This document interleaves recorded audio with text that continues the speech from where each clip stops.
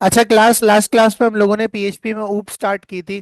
ठीक है, अगर आपको याद हो। ऊप की फुल फॉर्म क्या थी? Object oriented programming.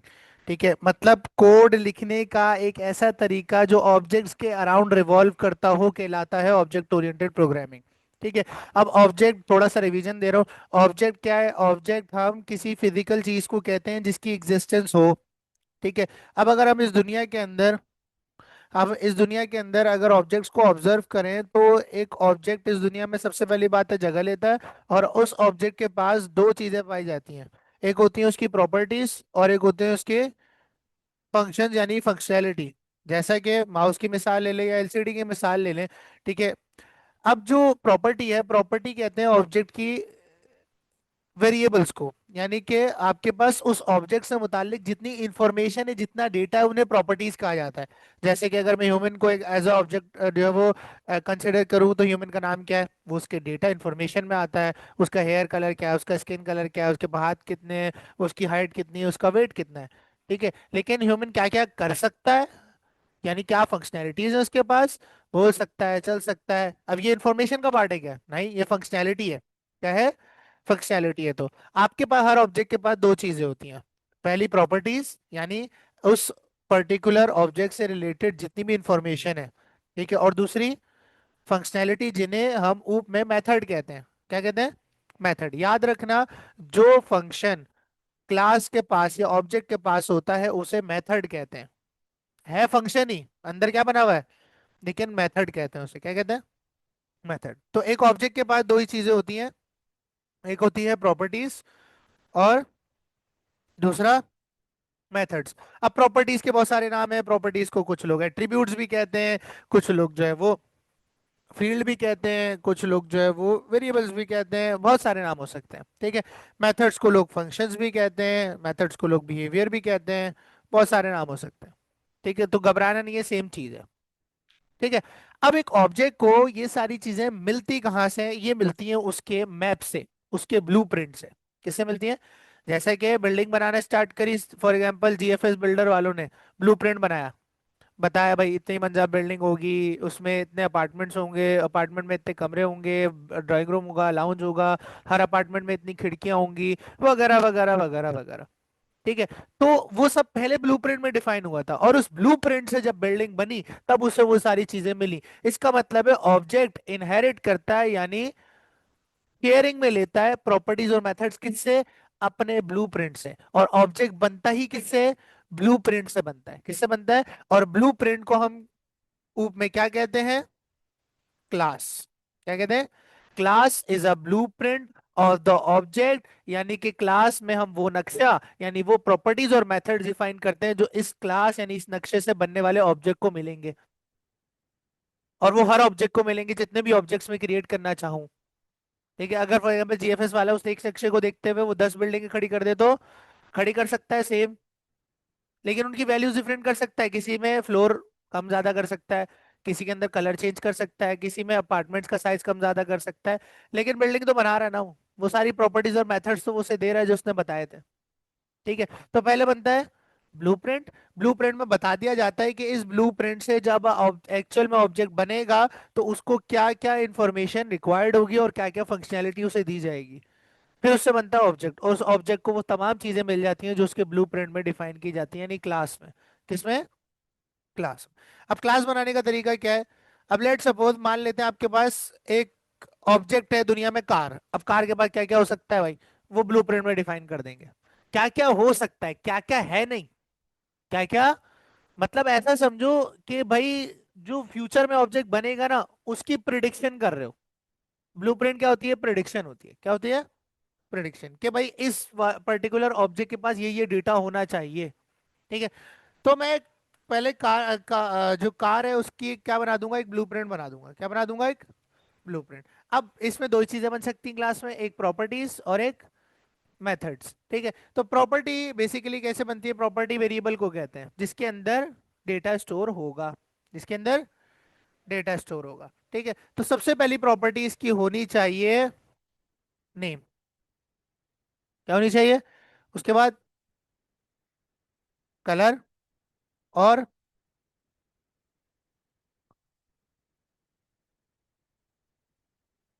मॉडल हो गया। और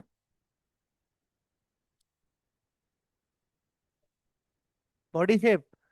बॉडी शेप मतलब सेगमेंट कह रहे हो, SUV, sedan. Type, car type क्या है? ठीक है। अच्छा, कार क्या करती है भाई? फंक्शनैलिटी क्या है उसकी? ड्राइव। क्या फंक्शनैलिटी है? ड्राइव। तो कितनी प्रॉपर्टीज बनाई? चार। क्या बात है, क्या ही बात है। वीआईपी। और कितने फंक्शनैलिटी बनाई? कितनी बनाई? एक। नहीं बनाई? फंक्शनैलिटीज कितनी बनाई है? कैसे पता चला? हाँ।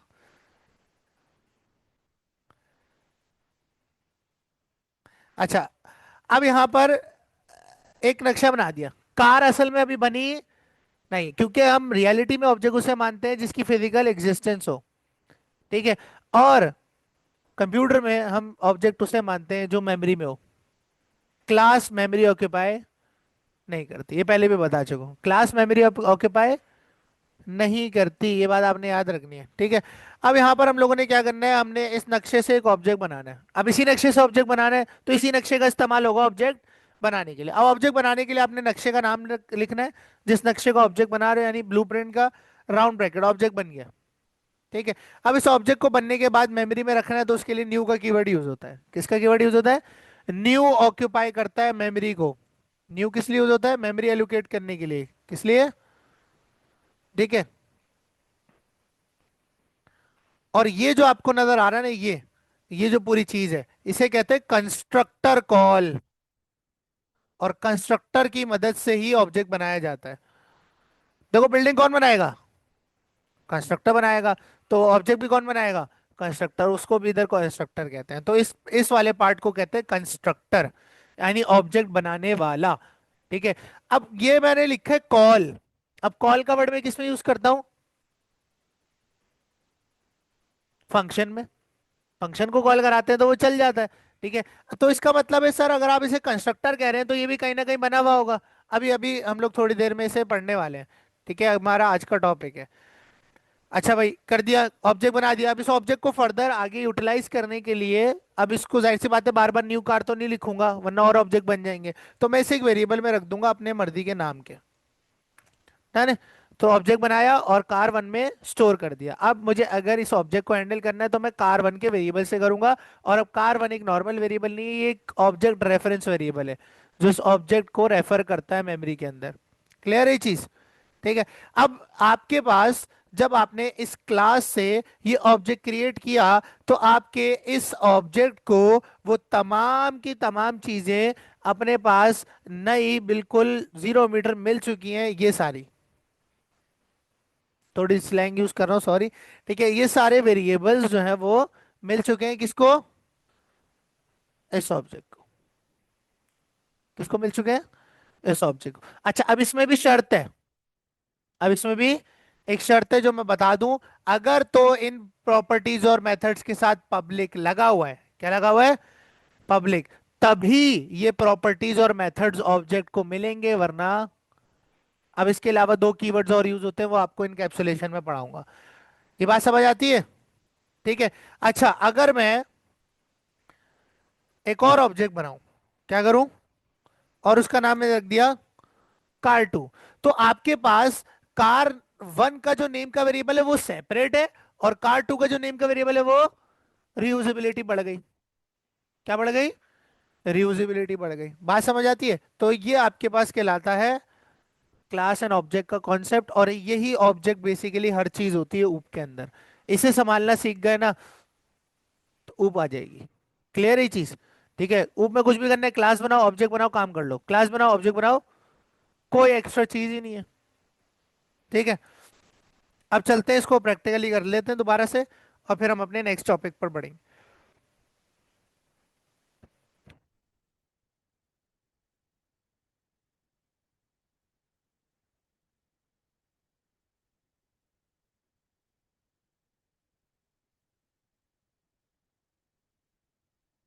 अच्छा, अब यहाँ पर हम एक फाइल बना लेते हैं इंडेक्स डॉट पीएचपी के नाम से। ठीक है। और फाइल क्रिएट करने के बाद हम फाइल के अंदर आ जाते हैं और जूम कर लेते हैं और फिर पीएचपी का टैग लगा लेंगे। ठीक है। और उसके बाद मैं बोलूंगा क्लास बनाओ क्या, एक कार के नाम से। किस नाम से? कार के नाम से। उसके अंदर एक पब्लिक प्रॉपर्टी यानी एक पब्लिक वेरिएबल रखो जिसमें कार का क्या स्टोर करवाऊंगा मैं? क्या स्टोर करवाऊंगा? नाम। और एक पब्लिक प्रॉपर्टी रखो जिसमें कार का, और एक पब्लिक प्रॉपर्टी रखो जिसमें कार का क्या स्टोर होगा? मॉडल। और इसकी पब्लिक प्रॉपर्टी रखो जिसमें कार के टाइप स्टोर होगी। ठीक है। और कार की फंक्शनैलिटी भी रखो जो कि पब्लिक होगी ताकि ऑब्जेक्ट को शेयरिंग में मिल जाए। Function drive. ऐसे ही बनाते हैं ना फंक्शन पीएचपी में? ये तो नहीं भूले हो ना? ठीक है। इको करते हैं car is driving. Car is driving. ठीक है। ये बात आपने याद रखनी है। अच्छा अब क्या करें?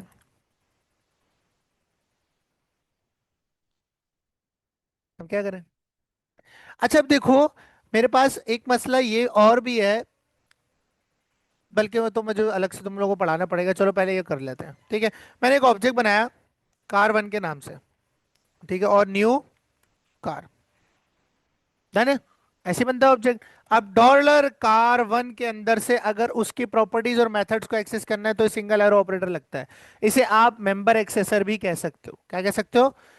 देखो सारी चीजें आ गई। आ गई नहीं आ गई? ठीक है। तो मैंने बोला नेम उठाओ और नेम क्या दे दो उस गाड़ी को? फॉर एग्जाम्पल ग्रैंडे दे दो। डन है। उसके बाद, उसके बाद अगली चीज क्या है? कलर है। लेट सपोज मैंने बोला ब्लैक कर दो। उसके बाद, उसके बाद क्या है? मॉडल है। उसके बाद मॉडल कर दिया 2020 का लेट सपोज, या 24 कर देते हैं। उसके बाद टाइप कर देते हैं। ठीक है। और टाइप में मैंने लिख दिया ये एक सेडान है। उसके अलावा फंक्शन चला देंगे। क्या चला देंगे? कौन सा फंक्शन? ड्राइव का। कौन सा फंक्शन? तो एक ऑब्जेक्ट बनाया, उस ऑब्जेक्ट के अंदर मैंने इस कार की तमाम डिटेल्स को बंद किया। ऑब्जेक्ट को एक पैकेट भी समझ सकते हो आप। क्या समझ सकते हो? जो पैकेट बना है किससे? क्लास से। क्लास से एक पैकेट बना अलग से जिसका नाम आपने कार1 रख दिया और उसके अंदर कार1 की डिटेल्स। इसी तरह दूसरा पैकेट बना सकते हो, इसी तरह तीसरा पैकेट बना सकते हो, इसी तरह जितने चाहूं पैकेट्स क्रिएट कर सकते हो यानी ऑब्जेक्ट्स। और हर ऑब्जेक्ट में अलग गाड़ी का डेटा होगा। तो एक blueprint and unlimited limitless objects. Clear है ये चीज? ठीक है। अच्छा अब देखो, अगर मुझे इन सबको प्रिंट करना है, देखो ड्राइव रन हुआ है तो कार इज ड्राइविंग तो लिखा हुआ आ ही जाएगा क्योंकि वहां इको लगा हुआ है, लेकिन बाकी चीजें इको नहीं। भाई आपने ऑब्जेक्ट को नाम दिया ना, प्रिंट तो नहीं किया ना वो नाम। नाम दिया है, टाइप दिए, कलर दिए, प्रिंट तो नहीं करवाई ना। तो प्रिंट नहीं करवाई तो कुछ भी शो नहीं होगा। ऑब्वियस सी बात है, ड्राइव में हो जाएगा क्योंकि आप ड्राइव को, अच्छा अब यहां से भी अगर मैं रिटर्न कर दूं तो फिर नहीं होगा। ऐसा ही है। फिर प्रिंट, प्रिंट कहाँ करना पड़ेगा फिर? बाहर करना पड़ेगा, कॉल को प्रिंट करना पड़ेगा। तो अब यहाँ पर अगर मैं इसे चलाऊं जैम को, जैम को ओपन करते हैं। स्टार्ट हुआ हुआ है और हम लोग ब्राउजर पे जाते हैं। ब्राउजर पे जाने के बाद हम लोग लोकल होस्ट पे जाते हैं और हम खोलेंगे ऊप। पोर्ट नंबर 88 किसने लिखी हुई है? ठीक है। ऊप खोला, कुछ भी नजर, क्योंकि कुछ प्रिंट ही नहीं हो रहा है। कुछ भी प्रिंट नहीं हो रहा। आओ चेक करते हैं भाई। प्रिंट करवाने के लिए क्या करना पड़ेगा? इको करो नेम। लेकिन किसका नेम? अब देखो रेफर करना पड़ रहा है ना, कार वन का नाम। कार टू का नाम प्रिंट करना है तो कार टू नेम प्रिंट करूंगा। कार थ्री का नाम प्रिंट करना है तो देखो रीयूजेबिलिटी भी हो गई और कोड भी ज्यादा नहीं हुआ। ठीक है। उसके बाद नेम के बाद कलर, उसके बाद मॉडल, उसके बाद टाइप, और उसके बाद इको कर देंगे किसे? ड्राइव को। किसको?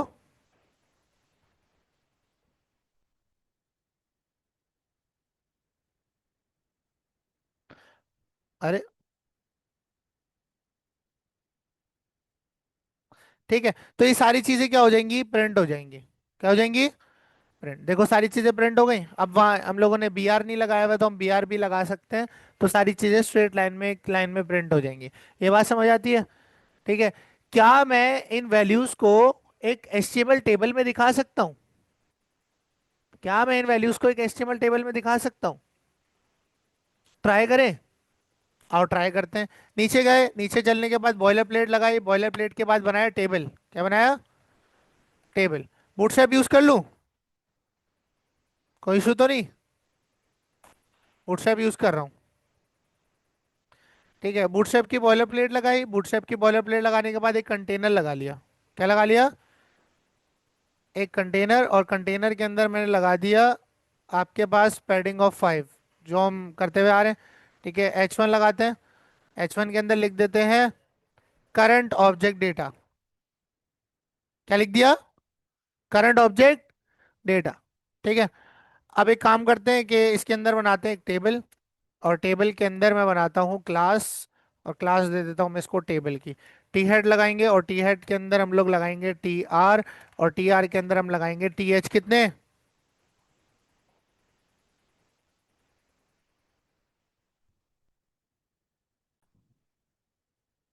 अच्छा, टी एच कितने होंगे? 5। कितने होंगे? अच्छा, 5 मेरा ख्याल है ड्राइव दिखाना कोई सेंस नहीं बनती, तो ड्राइव को हटाकर 4 कर लेते हैं। क्या कर लेते हैं? 4। यहां पर कर दिया हम लोगों ने। सबसे पहले नेम आ जाएगा, नेम के बाद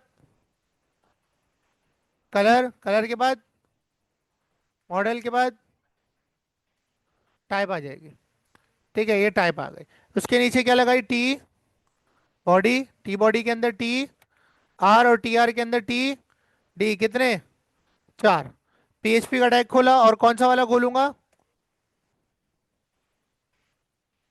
इको करने वाला, डायरेक्टली इक्वल्स टू। ठीक है। और इसमें क्या प्रिंट कर देंगे? कार 1 में जाओ। कहाँ जाओ? और उसमें से क्या प्रिंट कर दो? नेम। पहले हम स्क्वायर ब्रैकेट का सिंटेक्स यूज करते थे, और ऑब्जेक्ट में हम सिंगल एरो ऑपरेटर यूज करेंगे। क्लियर है? ये ऑब्जेक्ट स्टाइल कहलाता है। क्या कहलाता है? वो प्रोसीजरल स्टाइल था। इन तीनों टीडीज को हम करेंगे रिमूव, और यहाँ पर हम इन्हें इको कर देंगे। उसके बाद नेम के बाद क्या प्रिंट करेंगे? कलर, कलर के बाद मॉडल, के बाद टाइप। और ऊपर से जो इको है वो हम हटा देंगे, जो हम लोगों ने इको लगाए थे ना, इसको हम कर देंगे कमेंट। ठीक है। और कमेंट करने के बाद हम आ जाएंगे, रिफ्रेश करेंगे, तो हमारे पास देखो आ गया। इसका मतलब है सर, एसोसिएटिव एरे पहले यूज हो रहा था ना इस काम के लिए, अब क्या यूज हो रहा है? अब ऑब्जेक्ट में बंद कर रहे हैं। अब डेटा को किस में बंद कर रहे हैं? ऑब्जेक्ट, जिसमें हर चीज की भी है आपके पास। एसोसिएटिव एरे में भी थी, लेकिन वो एरे स्टाइल था, और ये ऑब्जेक्ट स्टाइल। यही काम है एसोसिएटिव एरे से कर सकता हूँ ना। यही काम अगर मैं एसोसिएटिव एरे से करूँ, कैसे करूंगा? देखो,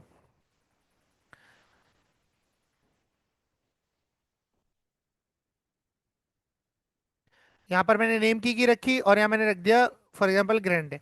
अब एरे में नुकसान क्या है? देखो मैं आपको बताता हूँ एरे में नुकसान क्या है। एरे में नुकसान ये है कि अगर मैं चाहूँ तो यहाँ पर मैं जो की का नाम है वो अलग रख दूं। पहले एरे में की का नाम क्या है? दूसरे में क्या है? Car name. पहले एरे में क्या है? नेम, और दूसरे में कंसिस्टेंसी है? कंसिस्टेंसी भी नहीं है। और कोई जो है वो चेक एंड बैलेंस भी नहीं है। लेकिन ऑब्जेक्ट जो है वो सिर्फ और सिर्फ एक ही ब्लूप्रिंट से बन रहा है। किससे बन रहा है? तो ऑब्जेक्ट कीज के नाम को मॉडिफाई नहीं कर सकता। हर बनने वाले ऑब्जेक्ट को, क्लास कार से बनने वाले हर ऑब्जेक्ट की नेम प्रॉपर्टी का नाम नेम ही होगा, कार नेम नहीं होगा। बात समझ आई? ये काम हम एरे से कर रहे थे, अब किससे कर रहे हैं? ऑब्जेक्ट से। ये बात सबको समझ आती है? हाँ भाई, समझ आती है ना? ठीक है। तो हमने इस तरह से डेटा भी प्रिंट करवा लिया ऑब्जेक्ट का। ठीक है। अब आगे बढ़े। अब समझते हैं थोड़ा सा कॉम्प्लेक्सिटी को इसकी। अब देखो, मुझे ये अलग अलग प्रिंट करना पड़ रहा है। करना पड़ रहा है नहीं करना पड़ रहा? बोलो। करना पड़ रहा है नहीं करना पड़ रहा? अच्छा, मैं चाह रहा हूं कि मैं इस क्लास के अंदर ही, इस क्लास के एक फंक्शन बना दूं डिस्प्ले के नाम का। किस नाम का? डिस्प्ले के नाम का। और उस फंक्शन को ड्राइव की तरह चलाऊं, कॉल करूं, तो सारा डेटा प्रिंट कर दे, मुझे खुद से एक एक लाइन प्रिंट करनी नहीं पड़े। ये करना है भाई अब। हो सकता है नहीं हो सकता? देखो, जब आप ऑब्जेक्ट के अंदर वैल्यू सेट करते हो तो नेम में वैल्यू सेट होती है, किस में सेट होती है? कलर में, मॉडल में, और टाइप में। लेकिन सवाल यह है उसके हर ऑब्जेक्ट के पास अपनी अलग नेम की प्रॉपर्टी होगी, अपनी अलग कलर की प्रॉपर्टी होगी, अपनी अलग टाइप की प्रॉपर्टी होगी। सब शेयर नहीं कर रहे की प्रॉपर्टी को। नाम सेम है लेकिन प्रॉपर्टीज दोनों के पास क्या है, क्योंकि दोनों की वैल्यूज भी क्या है, अलग अलग है। ये बात समझ आती है ना? ठीक है, कि जो कार ने इस कार वन ऑब्जेक्ट को जो नेम शेयर किया है वो अलग है, और कार टू को जो शेयर करेगी वो नेम अलग होगा। ठीक है। अब मैं कार वन का डेटा भी डिस्प्ले के फंक्शन से प्रिंट करवाऊंगा और कार टू का भी डिस्प्ले के फंक्शन से। अब यहां गौर से समझना, अगर मैं यहां पर ड्राइव का फंक्शन थोड़ी देर के लिए हटा दूं, चलो लगा रहने दो, इसी के ऊपर बना लेता हूं। ठीक है, पब्लिक फंक्शन, और इसका मैंने नाम रख दिया डिस्प्ले डेटा। कुछ भी नाम रख सकते हैं, मैंने डिस्प्ले डेटा रख दिया। अब मैं कहता हूं डिस्प्ले डेटा क्या प्रिंट करेगा, डिस्प्ले डेटा करंट ऑब्जेक्ट का, जिसके ऑब्जेक्ट पर डिस्प्ले डेटा चल रहा है। मतलब कार वन का डिस्प्ले डेटा चल रहा है तो कार वन का डेटा प्रिंट करे, कार टू का डिस्प्ले डेटा चल रहा है तो कार टू का प्रिंट करे, कार थ्री का डिस्प्ले डेटा चल रहा है तो। भाई मल्टीपल ऑब्जेक्ट्स हो सकते हैं ना, लेकिन फंक्शन कितने हैं? एक ही बना हुआ है। तो क्लास को ये कैसे समझाएंगे, क्लास को ये कैसे समझाएंगे कि कौन से वाले ऑब्जेक्ट की बात हो रही है? क्लास को तो नहीं पता ना कौन से वाले ऑब्जेक्ट के नेम की बात कर रहा हूं। अब देखो, अगर मैं इसमें लिख दूं इको डॉलर नेम, अगर तुम ये बोल लो कि सर नेम में वैल्यू आएगी ना, इको डॉलर नेम कर दिया, क्या आ रहा है? एरर आ रहा है। क्या आ रहा है?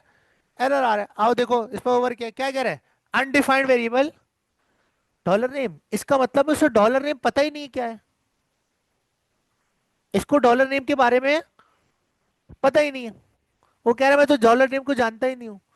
अगर आपको क्लास के अंदर रहते हुए किसी ऑब्जेक्ट की प्रॉपर्टी को रेफर करना हो या उसे आइडेंटिफाई करना हो क्लास के अंदर, मैं अभी कहां मौजूद हूं? क्लास के अंदर हूं ना। अगर क्लास के अंदर उसी क्लास की प्रॉपर्टी या उसके बनने वाले ऑब्जेक्ट की किसी प्रॉपर्टी को रेफर करना हो, तो हमारे पास एक स्पेशल वेरिएबल होता है जिसका नाम होता है डॉलर दिस। क्या नाम होता है? Dollar this. दिस का मतलब, दिस का उर्दू में मतलब क्या होता है? ये मतलब करंट ऑब्जेक्ट की बात हो रही है। दिस रेफर करता है करंट ऑब्जेक्ट को, जिसके ऊपर अभी क्लास ऑब्जेक्ट बनाकर बैठी हुई है। ठीक है। अब यहां पर देखो, अगर मुझे नेम प्रिंट करना है तो मैं डॉलर नेम नहीं, मैं पहले लिखूंगा डॉलर दिस और फिर नेम लिखूंगा। तो बेसिकली आप ऐसा भी समझ सकते हो कि जो डॉलर दिस है वो एक ऐसा ऑब्जेक्ट है, वो क्या है, एक ऐसा ऑब्जेक्ट है जो अपने पास क्लास के अंदर मौजूद तमाम प्रॉपर्टीज और मेथड्स को स्टोर कर लेता है। क्या कर लेता है? देखो जैसे कार वन क्या है, डॉलर कार वन क्या है, एक ऑब्जेक्ट है, तो डॉलर कार वन का नाम हमने यहां पर रख दिया। ठीक है। तो नेम कहां स्टोर्ड है? डॉलर कार वन के ऑब्जेक्ट में। इसी तरह अगर क्लास के अंदर रहते हुए, क्लास के अंदर रहते हुए उसी की किसी प्रॉपर्टी को उसी के अंदर इस्तेमाल करना है, तो डॉलर दिस के ऑब्जेक्ट की मदद से करते हैं या इस वेरिएबल की मदद से करते हैं। बात समझ आई? आओ इसको थोड़ा सा और पढ़ते हैं, इसको सही से समझना है। Dollar this in PHP, in PHP, $this is a special pseudo variable that refers to the current object instance. ये किसे रेफर करता है? करंट ऑब्जेक्ट इंस्टेंस को रेफर करता है। It is used inside a class method to access the specific object property. It is use inside the, it is use inside the class method, मतलब class के अंदर जो method बना रहे हो उसी के अंदर ये यूज किया जा सकता है, क्लास के बाहर इस्तेमाल नहीं किया जा सकता। टू एक्सेस, और क्यों यूज किया जाता है? ताकि एक्सेस कर सकूं किसे, किसी ऑब्जेक्ट की स्पेसिफिक वेरिएबल को या उसके फंक्शन को। अब बात समझो, देखो अगर मैं एक और ऑब्जेक्ट बनाऊं तुम लोगों को समझाने के लिए। अब यहां दो ऑब्जेक्ट हो गए, इसका नाम है रख दिया टू, इस ऑब्जेक्ट का नाम क्या कर दिया? टू कर दिया। ठीक है। अब ये यहां पर आपके पास टू हो चुका है, सारी चीजें वो सेट हो चुकी हैं और कोई मसले वाली बात नहीं है। अब मैं आया, कार वन चलाया, क्या चलाया? कार वन चलाया, और मैंने यहाँ पर डिस्प्ले डेटा चला दिया। क्या चला दिया? Display data. अब हुआ क्या, देखो गौर से समझना। न्यू कार से क्या बना? ऑब्जेक्ट, और ऑब्जेक्ट को ऊपर मौजूद तमाम प्रॉपर्टीज और मेथड्स मिल गए। मिल गए नहीं मिल गए? मिल गए। कार वन में रख दिए। किस में रख दिए? फिर कार वन के ऑब्जेक्ट को नाम दे दिया, कलर दे दिया, मॉडल दे दिया और टाइप दे दी। इसका मतलब एक ग्रैंडे स्टोर हुआ है कहां पर? डॉलर नेम की प्रॉपर्टी में। जो ब्लैक है वो कहां स्टोर हुआ है? डॉलर कलर की प्रॉपर्टी में मॉडल 2024, और टाइप हमने सेडान रखी थी, वो टाइप में आ गई। अब देखो उसके बाद आपने क्या करा, किसका डिस्प्ले डेटा चलाओ, किसका डिस्प्ले डेटा चलाओ, कार वन का। कार टू का भी तो चल सकता है ना। देखो अगर मैं नीचे आऊं तो मैं यहां पर करूं कार टू, और यहां पे कर दूं डिस्प्ले डेटा, ऐसा ही है। अब डिस्प्ले डेटा दो बार चल रहा है, एक कार वन के लिए चल रहा है और एक कार टू के लिए चल रहा है। अच्छा, अब आपने डिस्प्ले डेटा चलाया, डिस्प्ले डेटा कॉल होगा। अब डिस्प्ले डेटा में क्या लिखा हुआ है, प्रिंट करो क्या, दिस नेम। अब यहाँ जो दिस है ना, वो कार वन को रिप्रेजेंट कर रहा है, अगर डिस्प्ले डेटा कार वन का कॉल हुआ है।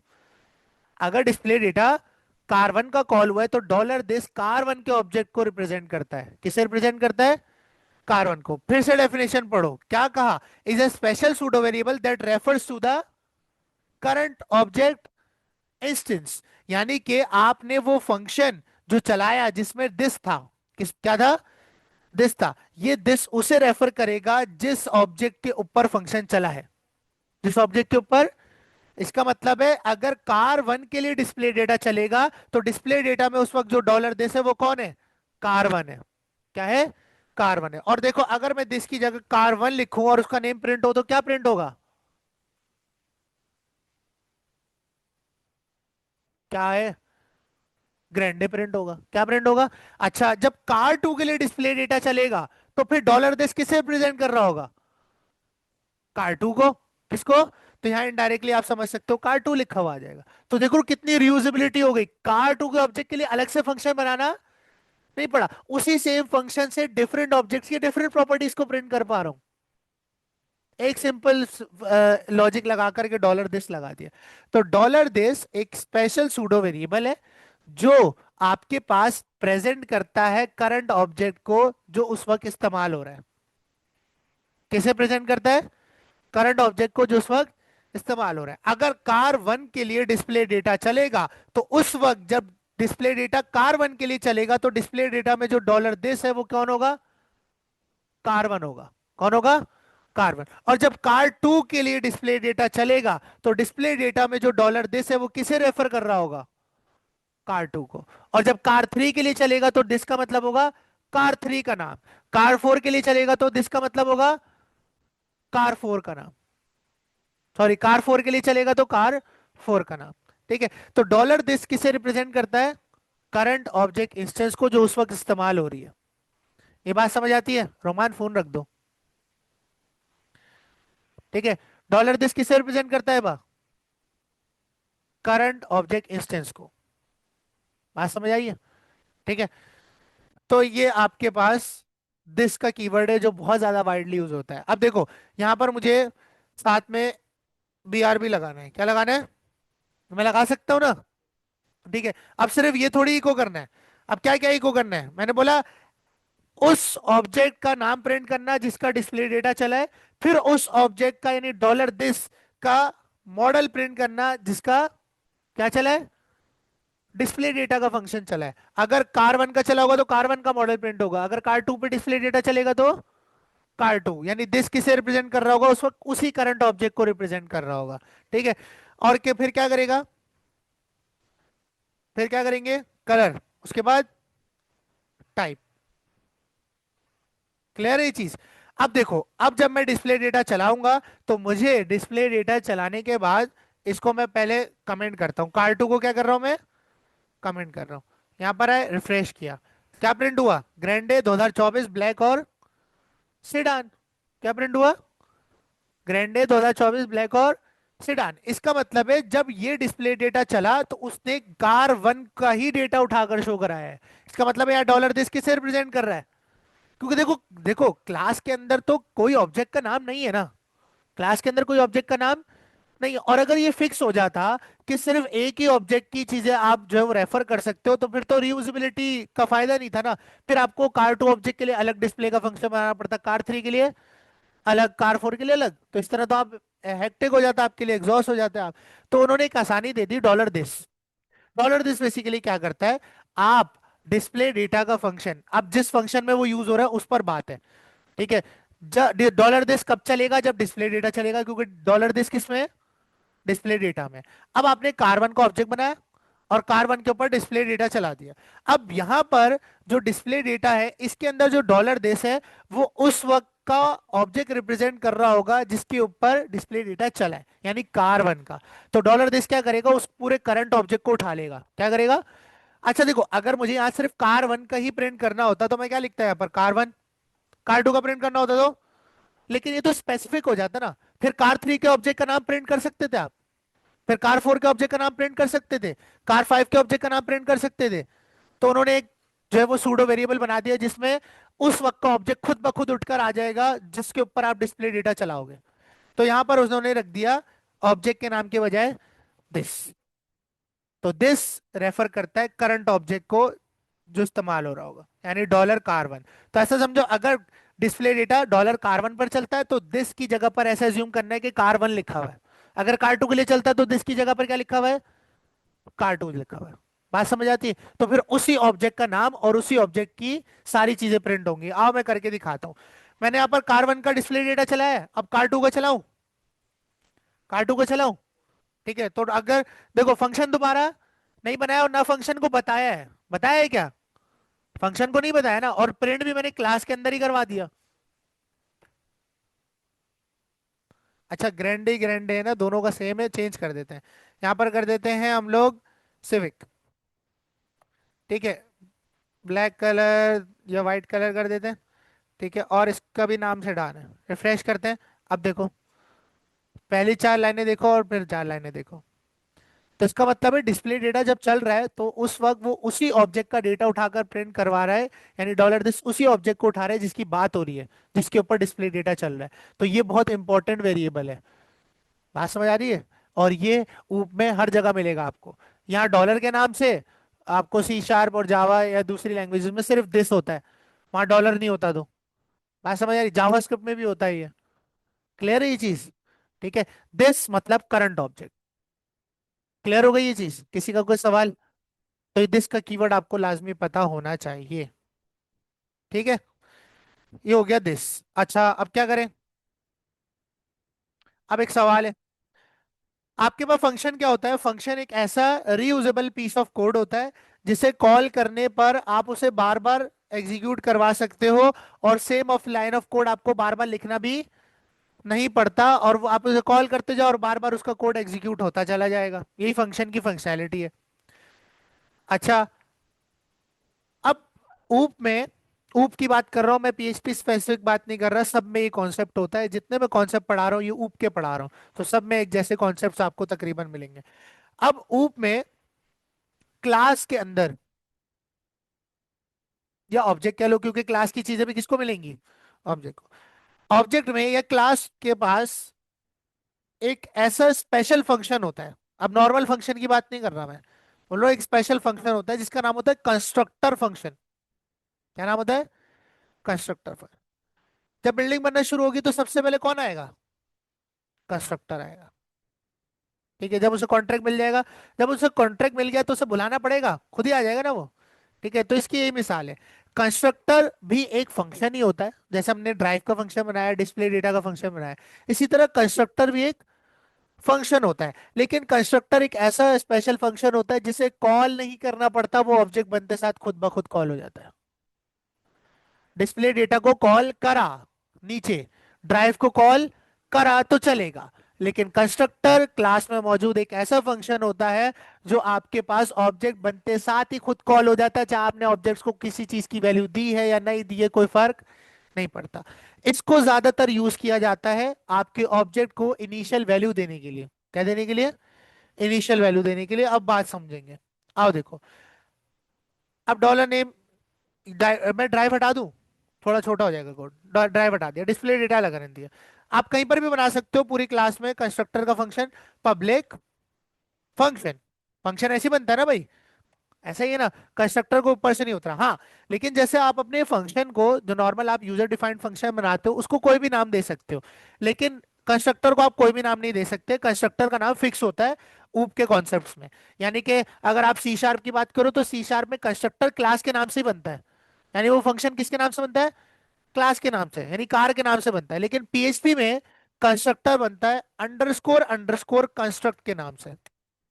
किस नाम से बनता है, अंडरस्कोर अंडरस्कोर कंस्ट्रक्ट के नाम से, यह नाम आपको याद रखना पड़ेगा, इसमें कोई चॉइस नहीं है। ठीक है। तो ये एक ऐसा फंक्शन है जिसके अंदर मैं जो कुछ लिखूंगा, जो कुछ लिखूंगा और फिर मैं इस क्लास को ऑब्जेक्ट बनाऊंगा कार क्लास का, तो कंस्ट्रक्टर के अंदर जो कुछ होगा वो ऑटोमेटिकली फायर हो जाता है, मुझे कॉल करना, कंस्ट्रक्टर को कॉल करना पड़ता ही नहीं है। बल्कि मैं आपको बताऊंगा कंस्ट्रक्टर ऑलरेडी कॉल्ड होता है, दिखाऊंगा मैं आपको। ठीक है। अच्छा अब आए नीचे, कंस्ट्रक्टर में मैंने इको कर दिया कंस्ट्रक्टर कॉल्ड, क्या लिख दिया, सिर्फ देखने के लिए, हाँ भाई चल भी रहा है या नहीं चल रहा, सर जो आप बात कह रहे हैं चलती है भी नहीं चलती। ठीक है, ये पूरा ऑब्जेक्ट मैंने कर दिया कमेंट, समझो ये है ही नहीं, इसको नीचे फेंक देते हैं। ठीक है। मैंने एक क्लास बनाई कार, उसमें एक वेरिएबल बनाया, प्रॉपर्टी बनाई, डॉलर नेम एक बनाई, कलर मॉडल टाइप, और एक फंक्शन बनाया किस नाम से, कंस्ट्रक्टर फंक्शन, एक ऐसा स्पेशल फंक्शन जो क्लास का ऑब्जेक्ट बनते साथ खुद ब खुद कॉल हो जाएगा। जाहिर सी बात है ये फंक्शन भी तो ऑब्जेक्ट को मिलेगा ना शेयरिंग में, जैसे डिस्प्ले डेटा मिल रहा है, लेकिन डिस्प्ले डेटा को कॉल करना पड़ेगा, इसे कॉल करना नहीं पड़ेगा। ऑब्जेक्ट कैसे बनाते हैं, न्यू क्लास का नाम कार, ऑब्जेक्ट बन गया, एक वेरिएबल में रख दिया, बल्कि वेरिएबल में भी नहीं रखते, छोड़ दो, ऑब्जेक्ट बन गया ना, ऑब्जेक्ट बन गया। और आपने कहा सर ऑब्जेक्ट बनेगा तो कंस्ट्रक्टर खुद ब खुद कॉल हो जाएगा। अब अगर वो खुद ब खुद कॉल हो गया होगा तो क्या प्रिंट हो जाना चाहिए, क्या प्रिंट हो जाना चाहिए, टॉप पे देखो, कॉल किया मैंने, मैंने ऐसा किया कि डॉलर कार वन में जाओ और कंस्ट्रक्टर की कॉल लगाओ अंडरस्कोर अंडरस्कोर, कंस्ट्रक्टर को कॉल कराया नहीं जा सकता, कंस्ट्रक्टर खुद ब खुद कॉल होता है, कंस्ट्रक्टर खुद ब खुद। अच्छा ये एचटीएमएल भी मैं कमेंट कर रहा हूँ क्योंकि एरर दे रही है। ठीक है। अच्छा ऊपर आते हैं, अभी थोड़ी देर पहले, अभी थोड़ी देर पहले मैंने आपको बताया कि ये जो हिस्सा है इसे क्या कहते हैं, इसे क्या कहते हैं, कंस्ट्रक्टर कॉल कहते हैं। ये जो बेसिकली आप न्यू और क्लास के नाम के आगे राउंड ब्रैकेट लगाते हो, ये आप कंस्ट्रक्टर को ही कॉल कर रहे होते हो। इसी वजह से इसे कहते हैं कि ऑटोमेटिकली कॉल हो जाता है ऑब्जेक्ट बनते साथ, क्योंकि ये ऑलरेडी कॉल्ड होता है, इसके बगैर तो ऑब्जेक्ट बनेगा ही नहीं, और ऑब्जेक्ट बनेगा तो उसने खुद ब खुद कॉल हो जाना है, क्योंकि हम लगाई कॉल किसकी रहे, कंस्ट्रक्टर की, यानी ऑब्जेक्ट बनाने वाला, वो ऐसा फंक्शन होता है। क्लियर है ये चीज। अच्छा अब देखो, अब मुझे क्या करना पड़ता है कि सर मुझे जो है वो ऑब्जेक्ट बनाना पड़ता है, ऑब्जेक्ट के बाद फिर मैं इसे एक वेरिएबल में रखूंगा, फिर वेरिएबल में रखने के बाद उसे एक एक करके नेम दूंगा, टाइप दूंगा, कलर दूंगा। अब ऐसा हो कि जैसे ही मैं ऑब्जेक्ट बनाऊं, जैसे ही मैं ऑब्जेक्ट बनाऊं तो खुद ब खुद नेम सेट हो जाए, खुद ब खुद कलर टाइप और मॉडल सेट हो जाए, मुझे बाहर से सेट करना ना पड़े। आओ कैसे करेंगे, इसे उठाकर एक वेरिएबल में रख दिया जिसे मैंने कह दिया कार1, क्या कह दिया, क्या कह दिया, कार1। अब यह ऑब्जेक्ट बनेगा, सबसे पहले कौन चलेगा, कंस्ट्रक्टर चलेगा। अच्छा अभी कंस्ट्रक्टर में क्या हो रहा है, प्रिंट करवा रहे हैं क्या, कंस्ट्रक्टर कॉल्ड। अगर मैं इसे हटाऊं, अगर मैं इसे हटाऊं और मैं बोलूं कि कंस्ट्रक्टर जिस ऑब्जेक्ट के लिए कॉल हो उसे उठाने के लिए क्या करूंगा, क्या लगाएंगे, डिस्प्ले डेटा जिस ऑब्जेक्ट के लिए कॉल हो उसको उठाने के लिए क्या लगाया था, दिस, क्या लगाया था। तो इसी तरह कंस्ट्रक्टर भी, हर भाई कार1 के लिए भी तो कॉल होगा, और 2 के लिए दोबारा कॉल होगा, 3 के लिए, जितने ऑब्जेक्ट बनाते जाओगे उतनी दफा कंस्ट्रक्टर भी तो कॉल होगा, क्योंकि कंस्ट्रक्टर सबको सेपरेट सेपरेट मिलेगा। ठीक है। तो मैंने बोला कि जब कंस्ट्रक्टर कॉल हो और जिसके लिए हो, जिस ऑब्जेक्ट के लिए कॉल हो उसका नाम सिविक रख देना, क्या रख देना, सिविक। तो अब मुझे अगर नेम की प्रॉपर्टी को रेफर करना है तो मैं क्या लगाऊंगा यहां पर, डॉलर दिस, और मैंने बोला क्या रख दो, नाम क्या रख दो उसका, सिविक। अच्छा सुनो, अब सबसे पहले ऑब्जेक्ट बनेगा, ऑब्जेक्ट बन गया, ऑब्जेक्ट बनते साथ क्या कॉल होगा, कंस्ट्रक्टर कॉल होगा। उस ऑब्जेक्ट का मैंने नाम क्या रखा था, कार1, तो dollar this is, dollar this किसको रिप्रेजेंट करता है, कार1 को, किसे रिप्रेजेंट कर रहा है, और मैंने बोला कार1 का नाम क्या कर दो। इसका मतलब सर आप कह रहे हैं कि नाम मिल गया, बाहर से देना ही नहीं पड़ा, ऐसा ही है ना। ठीक है। अच्छा सर अगर ऐसा है तो अगर मैं बाहर आकर इको करूं, किसे, कार1 का नाम, किसे इको करूं, तो इसका मतलब क्या प्रिंट हो जाना चाहिए, सेविक। अब बाहर से नाम नहीं दिया, अब कहां से दिया, अंदर से दे दिया, क्लास के अंदर ही पहले ही नाम दे दिया, ऑब्जेक्ट बनते साथ ही नाम दे दिया, अलग से नाम देने की जरूरत ही नहीं पड़ी। आओ चेक करते हैं, फ्रेश करते हैं, क्या प्रिंट हुआ? ऑब्जेक्ट बना। सबसे पहला स्टेप क्या हुआ? ऑब्जेक्ट बना, और ऑब्जेक्ट बनने के बाद क्या रख दिया? डॉलर कार 1 में। और ये डॉलर कार 1 किसको मिल गया? दिस को। तो आपने बोला कार 1 का नाम क्या कर दो? सिविक। और उसके बाद आपने मुझसे क्या कर दिया? क्या करवा दिया? प्रिंट करवा दिया। क्या करवा दिया? तो क्या प्रिंट हो गया? क्या प्रिंट हुआ? सिविक प्रिंट हुआ। इसी तरह मैं बाकी वैल्यूज भी दे सकता हूँ, दे सकता हूँ नहीं दे सकता? लेकिन अब यहाँ एक मसला है, अब यहाँ एक मसला है। वो मसला क्या हो सकता है? आओ चेक करते हैं। अगर मैं इसी 2 लाइन को कॉपी करूं और फिर से पेस्ट करूं और दफा ऑब्जेक्ट का नाम अलग कर दूं, अब कितने ऑब्जेक्ट हो गए? 2 ऑब्जेक्ट हो गए, कार 1 हो गया और एक कार 2 हो गया। अच्छा, कार 1 के लिए भी कंस्ट्रक्टर चलेगा और कार 2 के लिए भी चलेगा। कार 1 के लिए कंस्ट्रक्टर चला, कंस्ट्रक्टर ने बोला कार 1 का ऑब्जेक्ट उठाओ, उसका नाम क्या कर दो? अच्छा, फिर कार 2 का ऑब्जेक्ट बना यहाँ पर, कार 2 के लिए फिर से कंस्ट्रक्टर चला। क्या चला? फिर से कंस्ट्रक्टर। कंस्ट्रक्टर ने बोला कार 2 का भी नाम क्या कर दो? कार 2 का भी नाम क्या कर दो? सिविक कर दो। ये तो मसला हो गया ना। अब जो ऑब्जेक्ट बनेगा उसका नाम क्या हो जाएगा? ऐसे थोड़ी होता है, हर ऑब्जेक्ट का नाम अलग होना चाहिए। रियूजेबिलिटी की बात कर रहे थे ना सर आप पहली क्लास में पढ़ी, तो करके दिखाया ना रियूजेबिलिटी, दूसरा फंक्शन नहीं बनाना, इसी से हर किसी को अलग नाम मिले। ये फंक्शन है, ये क्या है? कंस्ट्रक्टर क्या है? बस ये खुद कॉल हो रहा है इसलिए इसको बस फैंसी नेम दे दिया है। बाकी तो काम वैसे ही कर रहा है ना ये। ठीक है। ऐसा फंक्शन जो हमेशा एग्जीक्यूट होने पर सेम आउटपुट दे, उसे क्या कहते हैं? Non parameterize function. क्या कहते हैं? जिसमें कोई पैरामीटर्स, और जिस फंक्शन में पैरामीटर्स हो वो क्या होता है? डायनेमिक या पैरामीटराइज फंक्शन होता है, जिसका आउटपुट हमेशा क्या होता है? अलग। तो इस वक्त जो कंस्ट्रक्टर कर रहा है, कंस्ट्रक्टर बिल्कुल नॉन पैरामीटराइज फंक्शन है, इसमें कोई पैरामीटर्स नहीं है, और ये स्टैटिक बिहेव कर रहा है, यानी हर दफा चलने पर सेम काम कर रहा है। जबकि इसे करना चाहिए हर दफा चलने पर ये अलग नाम दे, हर ऑब्जेक्ट को, जो मैं बताऊं।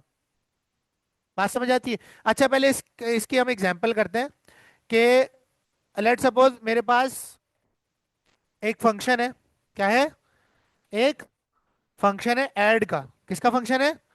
ऐड का। तो अगर मुझे 2 अलग अलग नंबर प्लस करने हैं, तो याद है हम लोग यहाँ पर एक 2 पैरामीटर बना देते थे। क्या बना देते थे?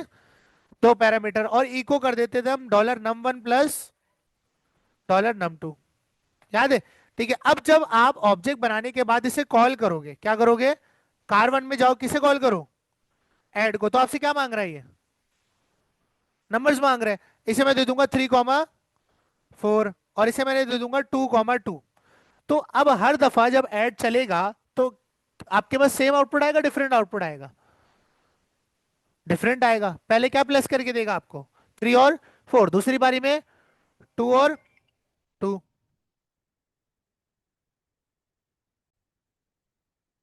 ठीक है। तो जिस तरह से हमने ऐड में क्या करे, पैरामीटर्स ऐड कर दिए। क्या ऐड कर दिए? क्या ऐड कर दिए?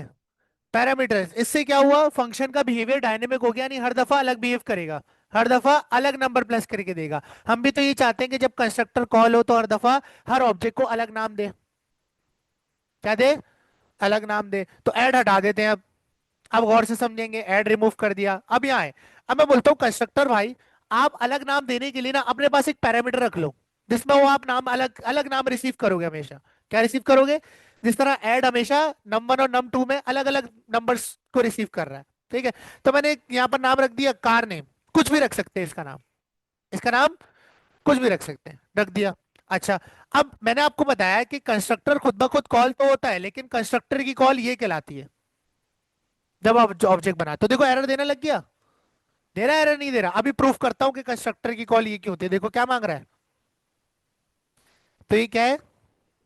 ये जो लिखा हुआ है न्यू क्या है, ये क्या है?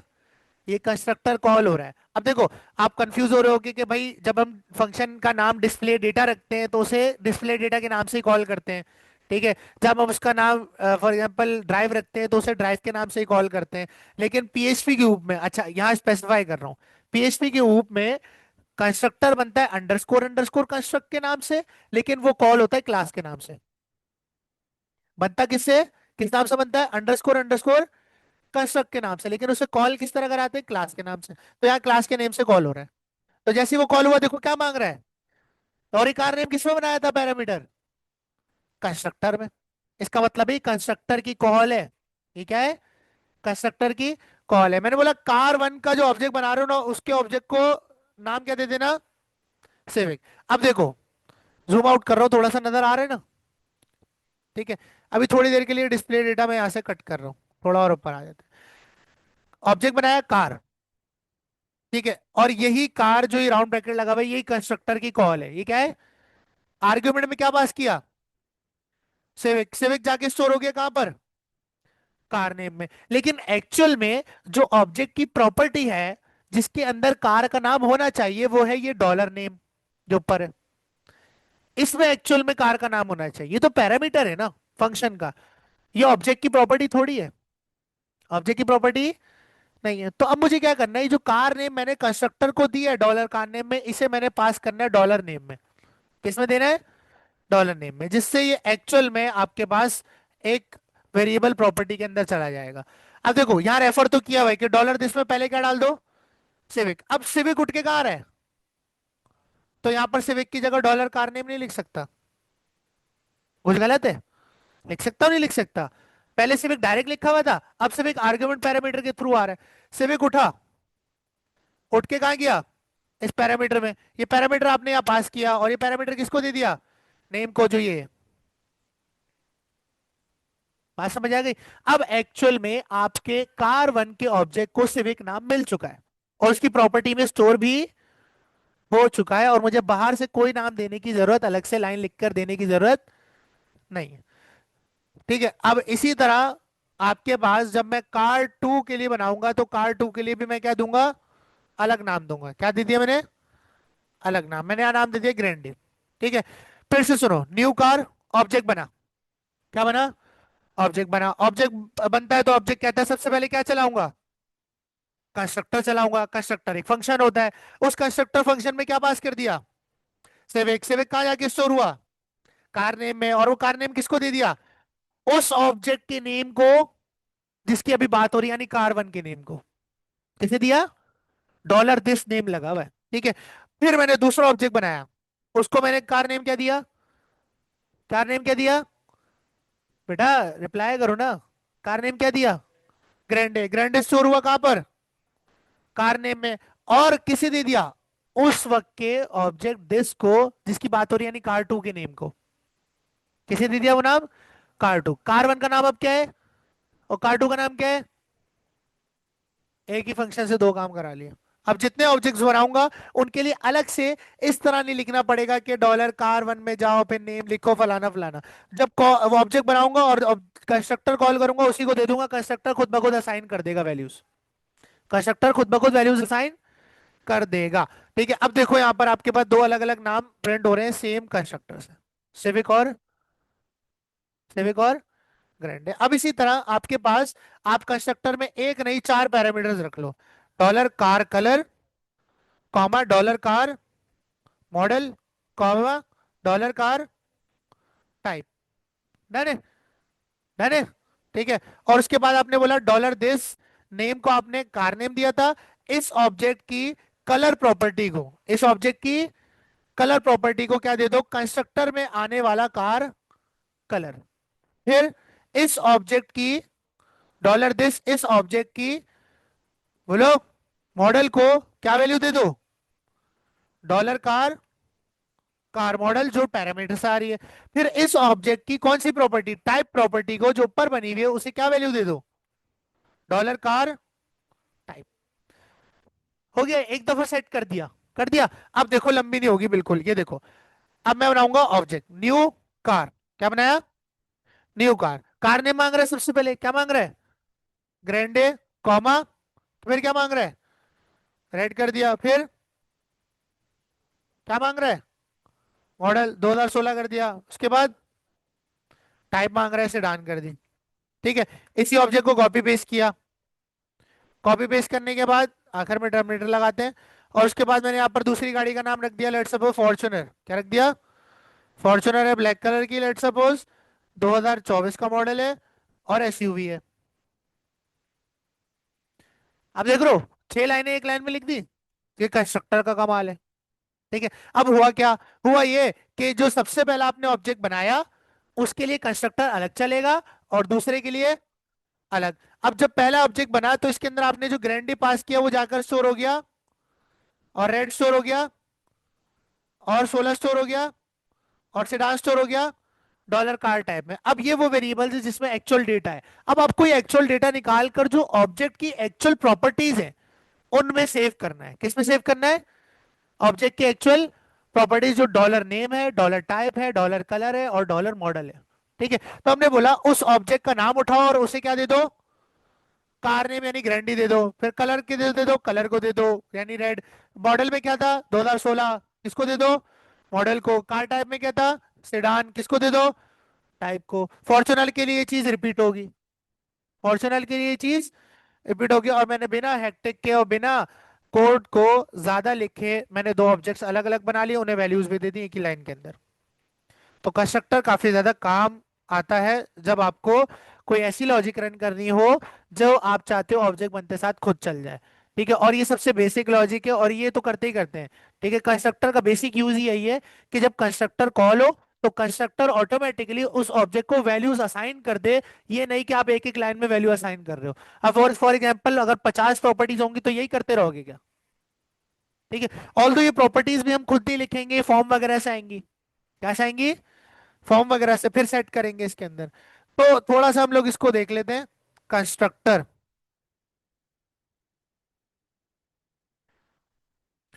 इन PHP, a constructor is a special magic method within a class that automatically executes। मतलब इसे कोई चलाने की जरूरत, मैनुअली चलाने की जरूरत नहीं है। whenever a new object is initiated या created, its primary purpose is to initialize। its primary purpose is to initialize कहते हैं वैल्यू देना। initialize कहते हैं किसको? इनिशियलाइज ऑब्जेक्ट प्रॉपर्टीज, यानी ऑब्जेक्ट के अंदर जो नेम टाइप कलर की प्रॉपर्टीज हैं उनको सेटअप डिफॉल्ट स्टेट में लेके आना, यानी उन्हें डिफॉल्ट वैल्यूज असाइन करना। क्या असाइन करना? जो कि बाद में चेंज भी करी जा सकती है। अगर अब मैं कार 1 का नाम चेंज करना चाहूँ तो मैं कर सकता हूँ, ग्रैंडे से कुछ और भी रख सकता हूँ। ठीक है। और handle required dependencies immediately upon object creation, या फिर वो डिपेंडेंसीज या वो लॉजिक जो आप ऑब्जेक्ट क्रिएशन के वक्त ही चाहते हो चल जाए वो कंस्ट्रक्टर में रखते हैं। किसमें रखते हैं? The constructor method must always be named as underscore underscore construct with two underscores. ठीक है। Basic syntax: a standard parameterized constructor accepts arguments and assigns them to class properties। यही किया ना? क्या कर रहा है? एक स्टैंडर्ड पैरामीटराइज जो कंस्ट्रक्टर होता है। अब हमने भी कौन सा कंस्ट्रक्टर बनाया हुआ है? पैरामीटराइज, जिसमें पैरामीटर्स मौजूद हैं। जिसमें क्या मौजूद है? पैरामीटर्स मौजूद हैं। तो कह रहा है पैरामीटराइज जो कंस्ट्रक्टर होता है वो आर्ग्यूमेंट्स को एक्सेप्ट करता है। इन वैल्यूज को क्या कहते हैं? जो फंक्शन के पैरामीटर में जाती हैं इन्हें क्या कहते हैं? आर्ग्यूमेंट्स कहते हैं। मतलब एक ऐसा पैरामीटराइज कंस्ट्रक्टर जो आर्ग्यूमेंट्स को एक्सेप्ट करे और उसके बाद क्या करे?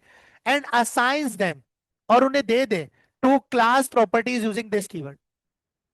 ये बेसिक पर्पस है कंस्ट्रक्टर का और ये यूज होता है। अब देखो, इसे क्लास बनाई किस नाम से? अब प्रोडक्ट ई कॉमर्स कर रहे हो तो प्रोडक्ट की क्लास बनेगी। क्या क्या चीजें लेनी है प्रोडक्ट की? कितनी प्रॉपर्टीज हैं? डॉलर नेम और डॉलर प्राइस। फिर क्या बना हुआ है? कंस्ट्रक्टर जिसमें दो पैरामीटर हैं। अब देखो उसने प्रॉपर्टी का नाम और पैरामीटर का नाम सेम रखा हुआ, आप भी सेम रख सकते हो। यहाँ ये प्रोडक्ट नेम भी रख सकता था। पैरामीटर का नाम अलग है और प्रॉपर्टी अलग है। इसको मत समझना कि डॉलर नेम ऊपर वाला लिखा हुआ है, ऐसा कुछ भी नहीं है। ठीक है। डॉलर नेम और प्राइस के नाम से क्या रख दिए? पैरामीटर रख दिए। फिर उसने बोला दिस नेम, यानी इस क्लास की यानी उस ऑब्जेक्ट की नेम की प्रॉपर्टी को डॉलर नेम दे दो जो कंस्ट्रक्टर में आ रहा है, और प्राइस उसे दे दो जो कंस्ट्रक्टर में आ रही है। फिर उसने क्या करा? न्यू प्रोडक्ट का क्या बनाया? न्यू प्रोडक्ट का क्या बनाया? ऑब्जेक्ट। क्या दिया उसे पहला आर्ग्यूमेंट? लैपटॉप। लैपटॉप गया कहां पर? और ये प्राइस गया कहां पर? और ये डॉलर नेम किसको मिला? इस डॉलर नेम को। डॉलर प्राइस किसको मिला? इस डॉलर प्राइस को उठाया किसमें रख दिया? इस ऑब्जेक्ट की यानी आइटम ऑब्जेक्ट की नेम को दे दिया और आइटम ऑब्जेक्ट की प्राइस को, जो कि ये वाले वेरिएबल्स हैं। ठीक है। तो ये आपके पास दिस और कंस्ट्रक्टर का कॉन्सेप्ट है जो कि आपको पता होना चाहिए। क्लियर है ये चीज? ठीक है, फिर ओवरलोडिंग और बहुत सारी चीजें आ जाती है, इनहेरिटेंस वगैरह भी। ठीक है, ये हम अगली क्लास में पढ़ेंगे आगे का।